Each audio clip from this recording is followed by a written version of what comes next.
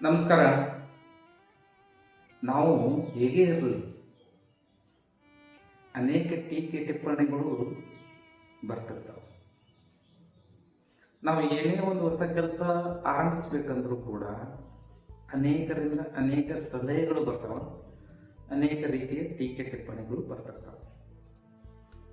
ನಮ್ಮ ಬದುಕಿನ ರೀತಿ ಹೆಂಗೇ ಇರಲಿ, ಒಳ್ಳೆಯದೇ ಇರಲಿ ಕೆಟ್ಟದೇ ಇರಲಿ,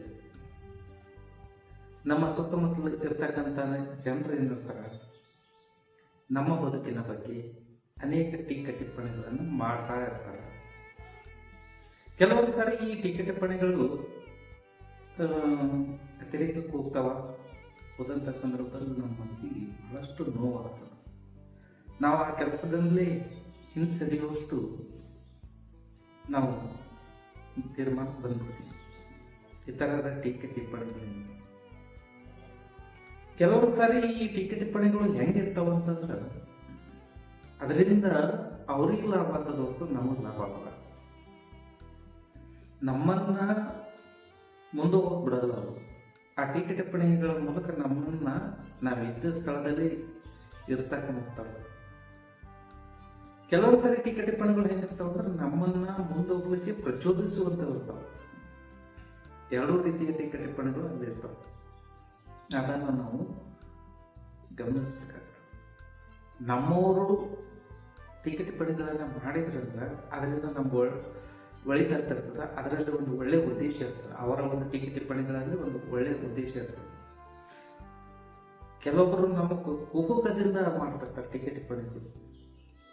ಅವರು ಅವ್ರಿಗಿಂತಲೂ ನಾವು ಮುಂದಿರ್ತೀವಿ, ಅದಕ್ಕಾಗಿ ಅವರಿಗೆ ಹೊಟ್ಟೆ ಇರ್ತದೆ. ಅದ್ರ ಸಲುವಾಗಿ ಅವರು ಆ ರೀತಿಯ ಒಂದು ಕುಹುಕದ ಟೀಕೆ ಟಿಪ್ಪಣಿಗಳ, ಅಪಹಾಸದ ಟೀಕೆ ಟಿಪ್ಪಣಿಗಳ ಮೂಲಕ ನಮ್ಮ ಕಾಲೆಳೆ ಕೆಲಸ ಮಾಡ್ತಿರ್ತಾರೆ. ಅಂಥ ಸಂದರ್ಭದಲ್ಲಿ ನಾವು ಅವರಿಗೆ ಯಾವ ರೀತಿ ಉತ್ತರ ಕೊಡ್ಬೇಕಂದ್ರೆ ನಮ್ಮ ಮಾತುಗಳ ಮೂಲಕ ಅವರ ಮಾತಿನಗಳಿಗೆ ಉತ್ತರ ಕೊಡಬಾರ್ದು. ನಮ್ಮ ಕೆಲಸಗಳ ಮೂಲಕ, ನಮ್ಮ ವ್ಯಕ್ತಿತ್ವದ ಮೂಲಕ, ನಮ್ಮ ನಡೆನುಡಿಗಳ ಮೂಲಕ ನಾವು ಅವರಿಗೆ ಉತ್ತರಗಳನ್ನು ಕೊಡಬೇಕು. ಅದೆಷ್ಟೋ ಜನರು ನಮ್ಮನ್ನ ಟೀಕಿಸ್ತಾರೆ, ಅಪಹಾಸ್ಯ ಮಾಡ್ತಾರೆ, ವ್ಯಂಗ್ಯ ಮಾಡ್ತಾರೆ.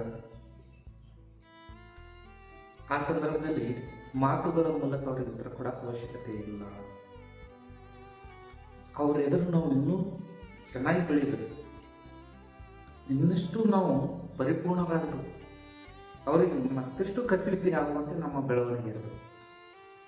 ಆ ರೀತಿಯ ನಮ್ಮ ಬೆಳವಣಿಗೆಯ ಮೂಲಕ, ನಮ್ಮ ನಡತೆಯ ಮೂಲಕ, ನಮ್ಮ ಮಾತಿನ ಮೂಲಕ ನಾವು ಉತ್ತರವನ್ನು ಕೊಡಬೇಕು ಹೊರತು ನಮ್ಮ ಮಾತುಗಳ ಮೂಲಕ. ಆ ರೀತಿ ಆಯಿತು ಅಂದ್ರೆ ಏನಾಗ್ತದೆ ಅಂದ್ರೆ ಬೇರೆಯವರ ಟೀಕೆ ಟಿಪ್ಪಣಿಗಳಿಗೆ ಉತ್ತರಿಸುವುದರಲ್ಲಿ ನಾವು ಸಮಯ ಕಳೀತೀವೋ, ಮನುಷ್ಯನ ನೆಮ್ಮದಿಯನ್ನು ಹಾಳು ಮಾಡ್ಕೊತಿದ್ದೇವೆ, ಅದು ಉಳಿತದೆ. ನಾವು ನಮ್ಮ ಕೆಲಸದ ಕಡೆಗೆ ಹೆಚ್ಚಿನ ಏಕಾಗ್ರತೆ ಆಗ್ತೀವಿ. ತಪ್ಪದೇವು ಅಂದ್ರೆ ಅವರು ನಮ್ಮನ್ನು ಮತ್ತಿಷ್ಟು ಟೀಕಿಸ್ತಾರೆ, ಮತ್ತಿಷ್ಟು ನನ್ನನ್ನು ಅಪಹಾಸ್ಯ ಮಾಡ್ತಾರೆ ಅನ್ನೋ ಭಯದಿಂದ ಮತ್ತಷ್ಟು ನಾವು ಪರಿಪೂರ್ಣರಾಗುವಂತ ಸಾಕ್ತೀವಿ. ನಾವೇನು ಕೆಲಸ ಮಾಡ್ತೀವಿ ಅದು ಪರ್ಫೆಕ್ಟಾಗಿ ಮಾಡಕ್ಕೆ ನೋಡ್ತೀವಿ. ಆ ರೀತಿಯಾಗಿ ಅವರ ಟೀಕೆ ಟಿಪ್ಪಣಿಗಳನ್ನು ನಮ್ಮ ಬೆಳವಣಿಗೆಯ ಮೆಟ್ಟಿಲನ್ನಾಗಿ ನಾವು ಮಾಡಿಕೊಂಡು ಸಾಕಬೇಕು.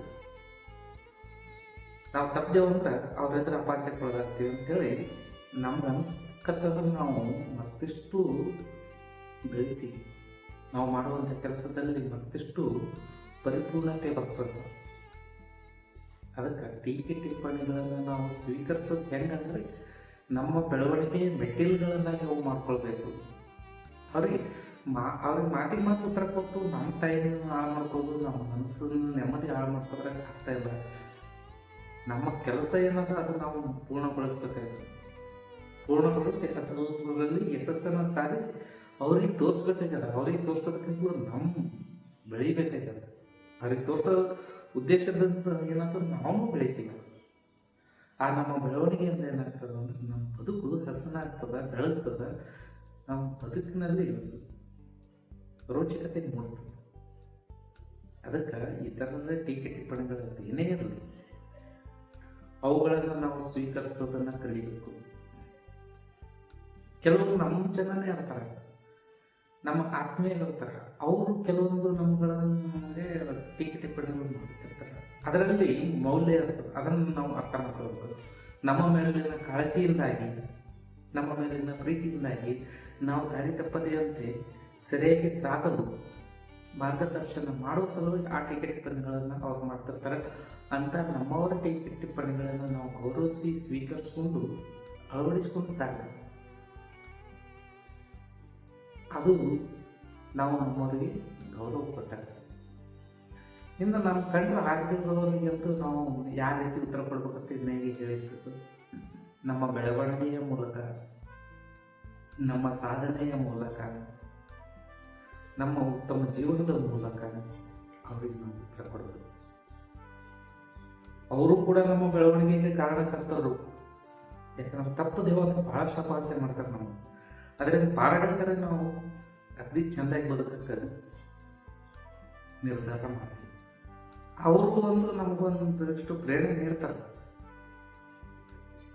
ಅವ್ರ ಉದ್ದೇಶ ಸರಿ ಇಲ್ಲದೆ ಇರ್ಬೋದು, ಆದರೆ ಅವರು ಇದನ್ನು ನಾವು ಸ್ವೀಕಾರ ಮಾಡ್ಕೊಳ್ಳೋದ್ರ ಮನೋಭಾವ ಏನದಲ್ಲ, ನಮಗೆ ಸರಿ ಇರೋದಕ್ಕಾಗಿ ಅದರಿಂದ ನಮ್ಮ ಜೀವನಕ್ಕೆ ಲಾಭ ಆಗ್ತದೆ. ಅದಕ್ಕೆ ಟೀಕೆ ಟಿಪ್ಪಣಿಗಳು ಎಲ್ಲ ಸಮಯದಲ್ಲಿ ಎಲ್ಲರಿಗೂ ಬರ್ತಕ್ಕಂಥದ್ದೇ. ಅದನ್ನು ಕಂಡು ಎದೆಗುಂದದೆ ಮುಂದೆ ಸಾಕು. ಎದೆ ಹೊಡೆದೆವು ಅಲ್ಲಿಗೆ ನಮ್ಮ ಕೆಲಸ ನಿಂತು ಅಂತ ಅರ್ಥ, ನಮ್ಮ ಸಾಧನೆಗಳು ನಿಂತು ಅಂತ ಅರ್ಥ, ನಮ್ಮ ಜೀವನದ ಬೆಳವಣಿಗೆನೂ ಕೂಡ ನಿಂತು ಅಂತ ಅರ್ಥ. ಒಳ್ಳೇದು ಮಾಡಿದ್ರು ಟೀಕಿಸ್ತಾರೆ, ಕೆಟ್ಟದ್ದು ಮಾಡಿದ್ರು ಟೀಕಿಸ್ತಾರೆ, ಆಡ್ಕೊಂತಿರ್ತಾರೆ. ನಾವು ಮಾಡುವ ಕೆಲಸವನ್ನು ನಿಷ್ಠೆಯಿಂದ ಮಾಡುತ್ತಾ ಸಾಗಬೇಕು. ನಾವು ಮಾಡುವವರು ಆಗಬೇಕೆ ಹೊರತು ಆಡಿಕೊಳ್ಳುವವರು ಆಗಬಾರದು. ಆಡ್ಕೊಳ್ಳಕ್ಕೆ ಅವ್ರು ಬೇಕಾದ ಮಾತಾಡ್ಕೊಳ್ಳಕ್ಕೆ ಅವ್ರ ಸ್ವಾತಂತ್ರ್ಯ, ಅವ್ರ ಸಮಯವನ್ನು ನಮಗಾಗಿ ಕೊಟ್ಟು ಮಾತಾಡಕತ್ತಾರೆ ಅಂದ್ರೆ ಅವ್ರಿಗೊಂದು ಧನ್ಯವಾದಗಳು. ಆದರೆ ನಾವು ಕೆಲಸದ ಮೂಲಕ ಮಾಡಿ ತೋರಿಸ್ಬೇಕು, ಸಾಧನೆಯ ಮೂಲಕ ಸಾಧಿಸಿ ತೋರಿಸ್ಬೇಕು. ಧನ್ಯವಾದಗಳು.